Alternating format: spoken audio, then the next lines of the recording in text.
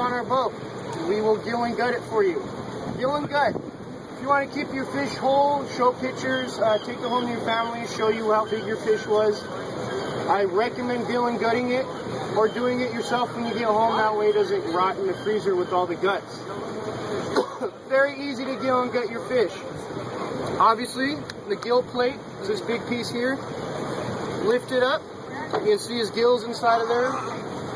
Now, same thing when I cut that yellowtail collar out. You find that little V there where it meets into his gill plate. You're going to cut down all the way so you can feel it stops.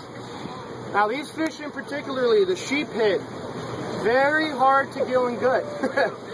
I do not like gill and gutting them because they have very strong jaws. They have a very strong biting pressure. So, a few tricks. If you cut the main cut, you lift up the gill plate, you'll see there's kind of skin in there that's holding his jaw attached. You want to go in there, kind of cut that loose. It makes it a lot easier to rip his gills out.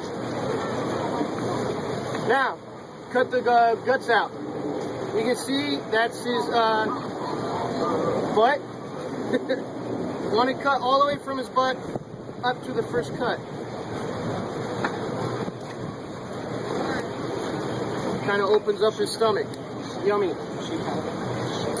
Now, stick your hands in there, rip his guts out and his gills. Now, if you didn't make those other cuts in there, that would have been like 10 times harder to do. Like I said, they have very strong jaws. They bite through coral and rock, crabs, lobsters. You get that out of there, feed it to the cat. You see it kind of lift a little pocket in there. Get your hand in there, scrape all them yummy guts out. Just like so. Now, unfortunately, that's how we have to send you home with your fish. Gill and gutted like this. You can still eat it like this.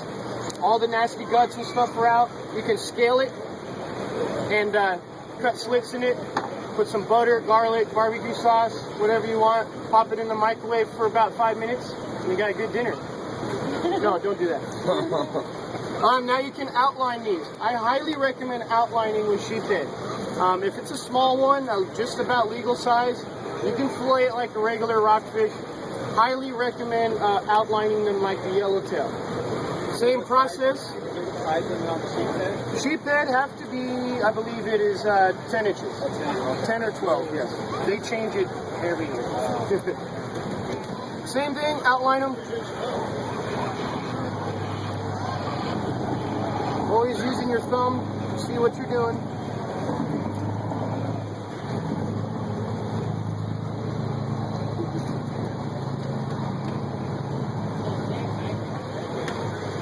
Now this is why it's very hard to just fillet the fish.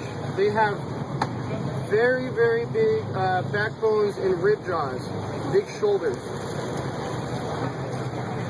I'll show you what they look like here in a sec. They are very beefy fish.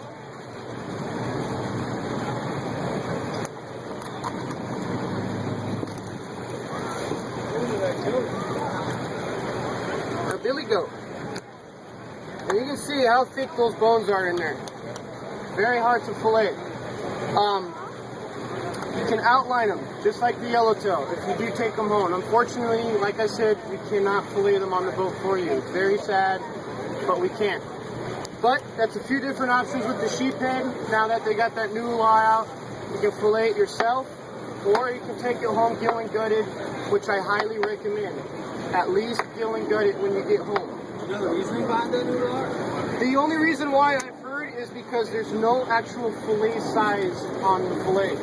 A lot of the fish that have sizes like sculpin and calico bass, sheephead, they have a size limit of the fish, and then they have a fillet size. For some reason, they have a size limit on the fish, but no fillet size. One other fish I want to show you. One of the most highly underrated fish there is out there. Let's see if I can find him. It is your sand dab. What do you do when you catch one of these on the boat? I don't want this thing. Put it in the toaster. These are very delicious fish.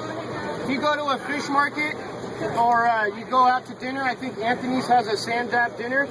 You get 4 of these with like rice pilaf. It's like an $18 dinner. Very good eating fish. I'll show you a quick and easy way to fillet these to where you can pretty much put them into a pan, white wine, garlic, cook them up. Like to do, start off, all these fins here on the top, just like a halibut. They got fins on the bottom and on the top. Cut those off. You see you get a nice clean edge on there, there's no bones. Do the same to the bottom. One quick slab, chop his tail off. Feed that to the cat. You see, perfectly rounded off. Then you're gonna chop his head off. Start up here. On all fish, you can feel it's hard where his tail plate is, and then it gets soft. That's where you want to start your cut in the all.